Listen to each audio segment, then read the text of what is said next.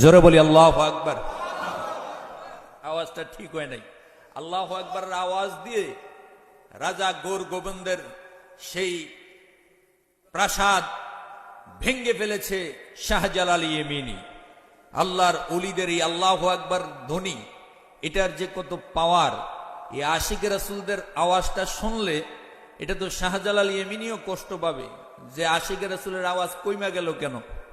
আল্লাহু আকবার বলেন। মোটামুটি হয়েছে, এখনো সকলের জবান খোলে নাই। জোরে বলি আল্লাহু আকবার। আশিক রাসূলরা এখনো জগতে আছে, আছে না নাই? আছে না? আছে না নাই?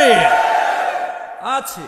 সুতরাং এই আল্লাহু আকবারের ধ্বনি, রাসূলের আদর্শের ধ্বনি এই সমাজে এখনো থাকবে। কথা বলেন ঠিক কিনা?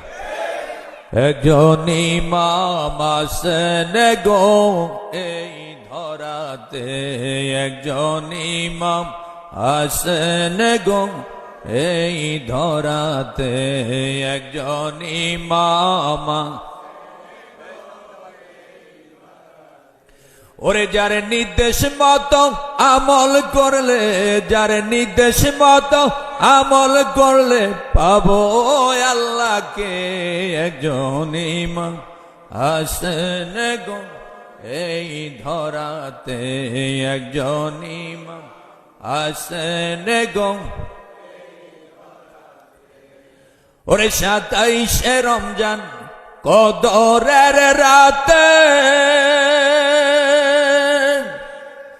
আসলেন তিনি এই ধরাতে,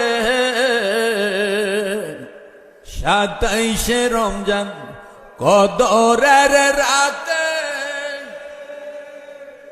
আসলেন তিনি এই ধরাতে। বাবা সুফি সম্রাট মাহমিদার কোলেতে, বাবা সুফি সম্রাট মাহমিদার কোলেতে, একজন ইমাম আছেন গো এই ধরাতে, একজন ইমাম আছেন গো।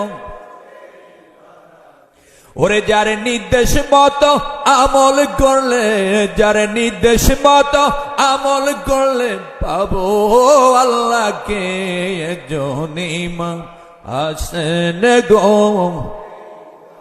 তে, একজন ইমাম আছেন গো।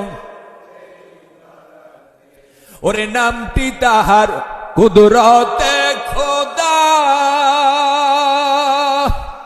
তাকে দেখলে থাকে না মনের ব্যথা। ওরে নামটি তাহার কুদরতে খোদা, দেখলে থাকে না মনের ব্যথা। ভক্তের খবর রাখেন তিনি সব সময়ে, হায়রে ভক্তের খবর রাখেন তিনি সব সময়ে, একজন ইমাম আছেন একজন ইমাম আছেন গো। ওরে যার নির্দেশ মতো আমল করলে, যার নির্দেশ মতো গোলামি করলে পাবো আল্লাহকে, একজন ইমাম আছেন গো এই ধরাতে, একজন ইমাম। ওরে থাকেন তিনি বিদেশেতে, আরো থাকেন ভক্তের কলবে। ওরে থাকেন তিনি বিদেশ, আরো থাকেন ভক্তের কলবে।